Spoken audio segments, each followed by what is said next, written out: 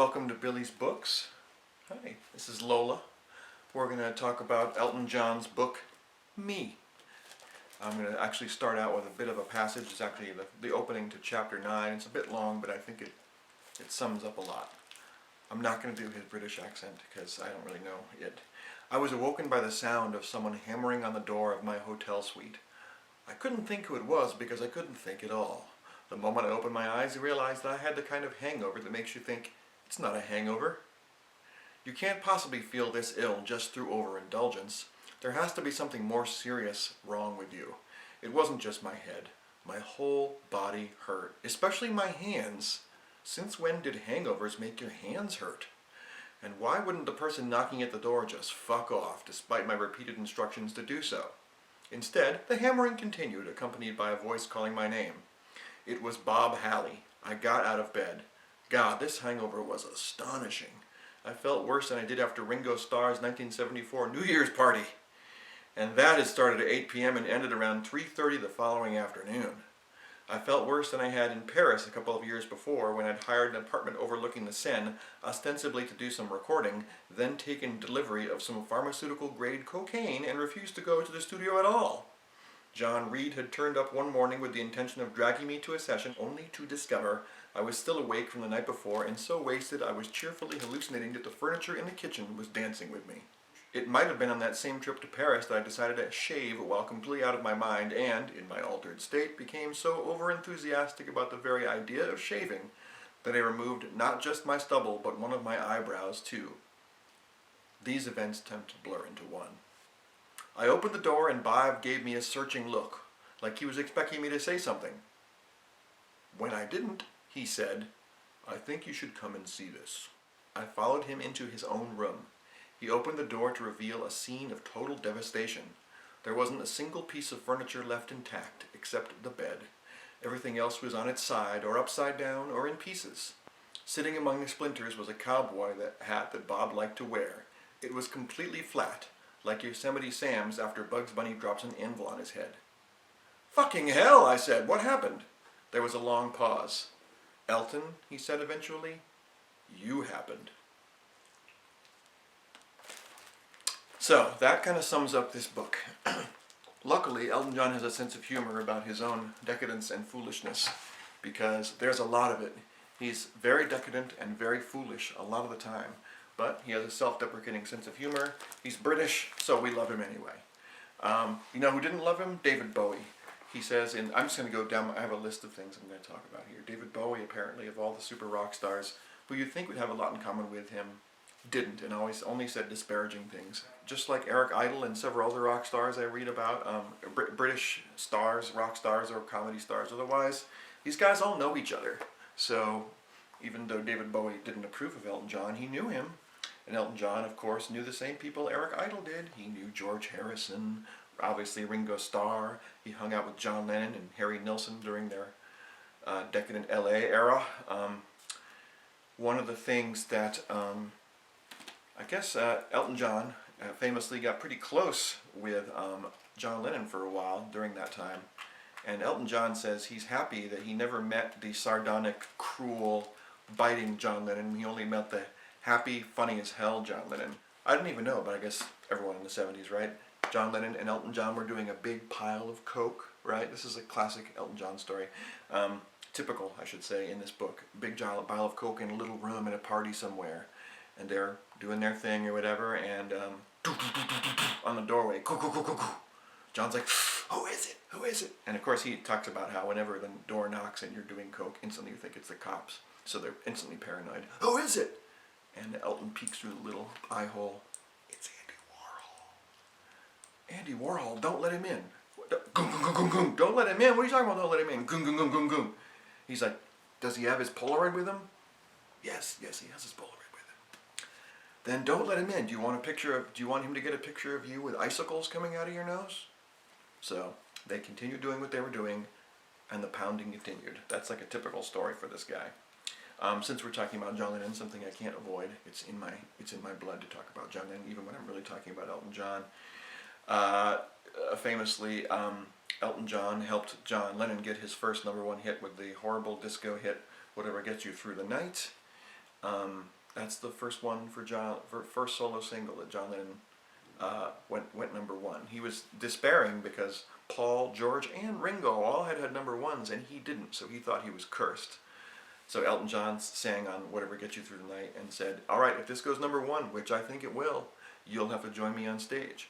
So very famously, John Lennon did join Elton John at Madison Square Garden, I think the fall of '74.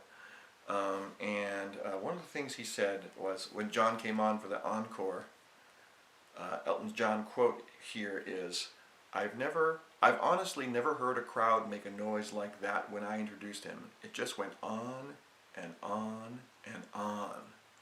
And of course, John Lennon had been backstage puking because he was so nervous he didn't know if they were going to like him or hate him, and he came out and I guess the crowd just went crazy for like 10 minutes or something. So there you go.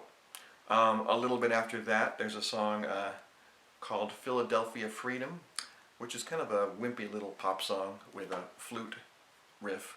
It went big. Philadelphia Freedom, yes I do. Dun, dun, dun, dun. I always thought that was just about, since it came out in 1976, I just thought it was about the bicentennial. Apparently it was written for Billie Jean King, who had some association with Philadelphia. But Bernie could not relate, Bernie being the lyricist for most of the Elton John's hits, could not relate to Billie Jean King, so he actually did just write about Philadelphia in the bicentennial, American bicentennial. So that's why I was confused. But that was a big hit. Apparently, as a result of that, Elton John was one of the first white musicians to appear on Soul Train. Little tidbit there for you. Also, apparently, Benny and the Jets was one of the first white songs to appear on R&B charts. He also, being an incredibly famous musician, he also played stadia on a regular basis. So he played Wembley once. I guess he organized some enormous show at Wembley Stadium.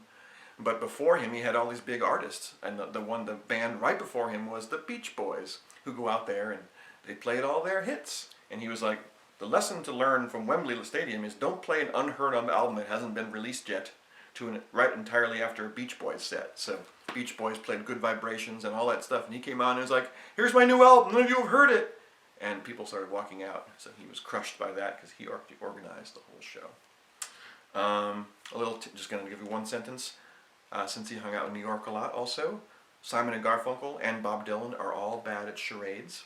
Think about it. Elton John famously was very decadent and self-destructive, and there were a couple things he did to distract himself from that. He did a couple things to lead a normal life. So if you ever saw the movie Rocket Man, you learned that his dad had no respect for him and never did ever, which broke his heart because his dad was a music fan and Elton was a musician, but the dad didn't respect the music to his deathbed, which breaks his heart. Also famous in the movie. But one thing he did have in common with his dad is they would go to soccer games, or as they say in everywhere but here, football games. And so Watford Football Club was their team. And at one point, they were just absolutely terrible. They always lost. Elton John, out of nostalgia or whatever, bought the team and actually changed the management a bit to the point where they actually rose quite far, which he's quite proud of. And he says that being a board member or co-owner of the Watford Football Club probably saved his life. So there you go. Play football and you'll live longer. At one point after John Lennon died, Yoko Ono offered Elton John Lennon's tapes, which really weirded Elton John out. He was like, he thought it was just too weird, too soon, and he refused, which I think annoyed Yoko. And similarly, and of course, very famously, 10 years later, Yoko handed those tapes off to Paul, George, and Ringo, and they made the Threedles hits, the anthology songs. But right after John Lennon died, John and Elton and Bernie wrote "Empty Garden," which is a very beautiful, very sad song about the lyrics are basically, "Won't you come out to play," which could maybe a reference to Dear Prudence, but not. But also garden.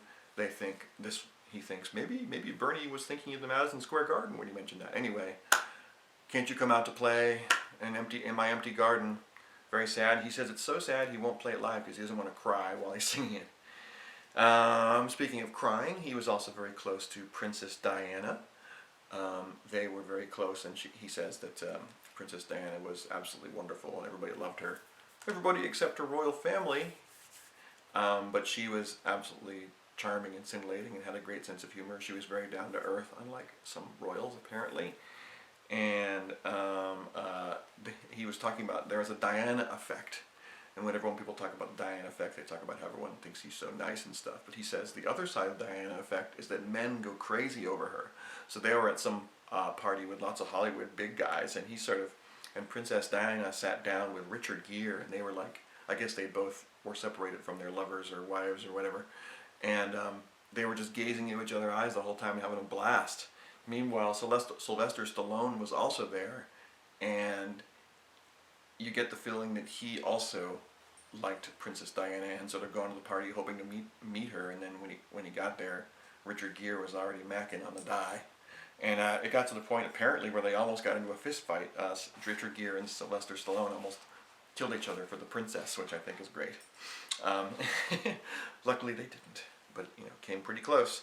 Most of his chapters end with, well, that was really crazy, and then something worse happened in a chapter, which I guess is the writing style to get you to turn the page.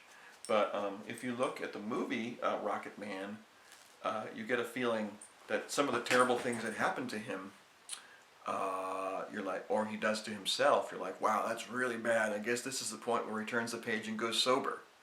And then, nope, the next thing happened and it keeps on getting worse. And he says, and that is also true in the book where he actually jokes about that. He's like, yep, you'd think that would help me turn the page and I'd figure out what to do.